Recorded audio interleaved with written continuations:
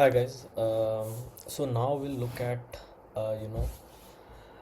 another important um, place where we can use tenant-based config or multi-tenant framework, which helps us in making our system more robust instead of you know having static prompts or you know hard-coded values.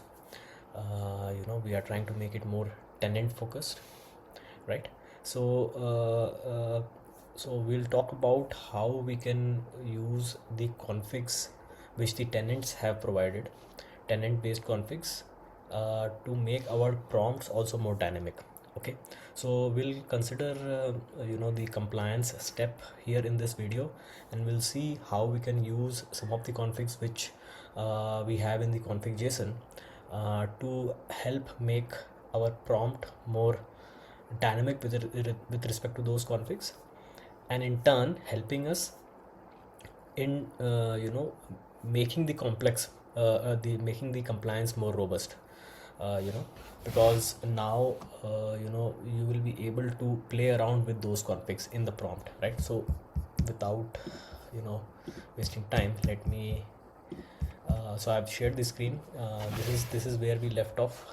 So we already basically did the multi-tenant based framework, where we were using or we were able to load the tenant configs based on the tenant ID, which is the first key here in our scenario. So it was able to retrieve the tenant ID from the S3 key, because we are creating a folder with that name, right? And then once we have that, with the help of our loader class or the function where we are able to load the configs, we are able to load for that tenant the configs, right? So if it's Acme as the tenant or customer, we know that for this particular customer we have these thresholds in place. So it will basically apply these thresholds in your decision agent. That's what we were doing. Now we will go a little bit further and try to make our prompts, which were actually providing us the output. So on those prompts we'll use these configs, right?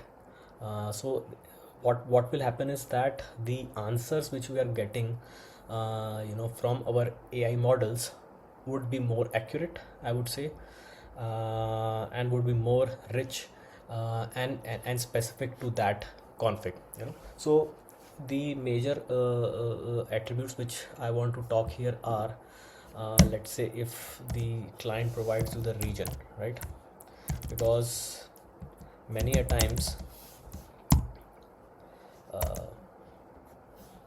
let's say it's UK, many a times your compliance rules are very much region based, right? For example, in EU,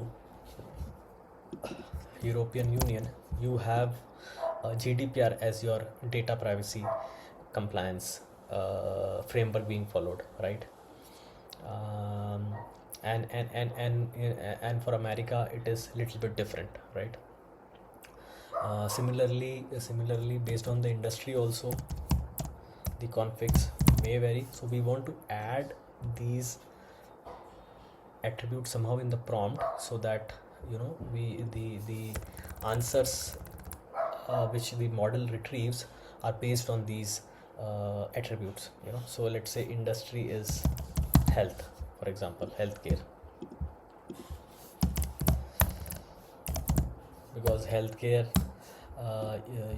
apply for healthcare, sometimes you apply HIPAA framework, right, at various places, and for fintech it may be little bit different kind of compliance checks, and so on and so forth for various industries, right? So since I'm more concerned about one particular customer, so we'll consider Acme here, and let me go to the prompt sheet real quick, and we'll pick the prompt up and directly apply that and see what is the. So we were done till here yesterday. We were able to apply the thresholds to the decision agent. Now a little bit I want to change the prompt as well. I mean, I'm just, you can make your own thing here. or you can ask the copilot also to change the prompt so that it is able to create a prompt based on the region or industry in the config, right? Instead I'm directly changing the prompt because it's one and the same thing, just to make it little quicker. Okay, so let me paste that first, right? So I'm just telling that okay, so role set. So what we'll do is we will have okay, so I'm just telling it to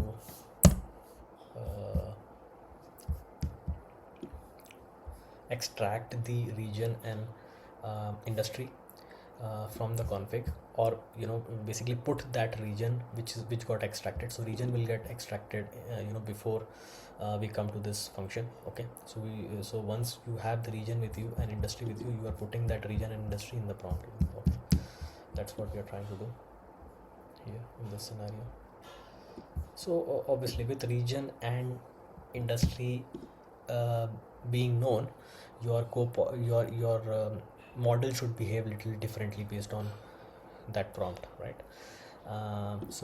Yes, so we have the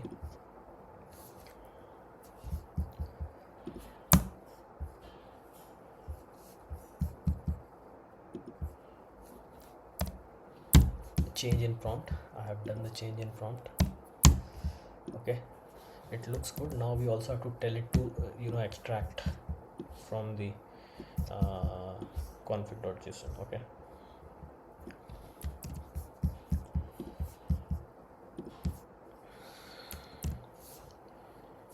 so this in this main file only it will extract. Yes, so it has returned with the changes.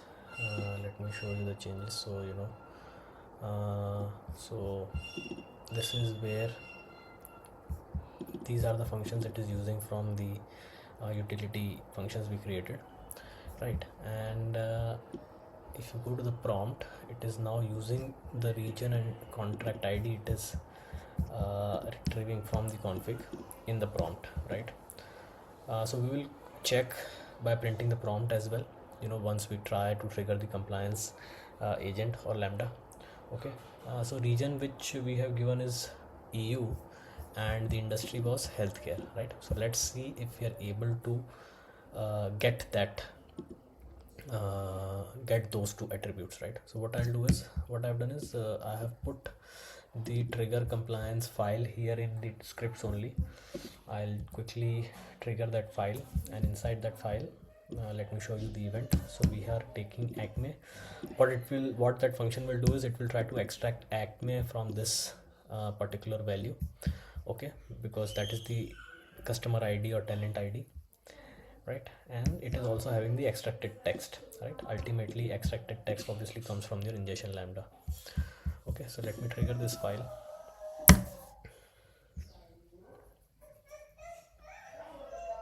right? So industries healthcare, as you can see here. Okay, and then it is other things it is including, that is the extracted text and so on and so forth. Okay, this we have already seen.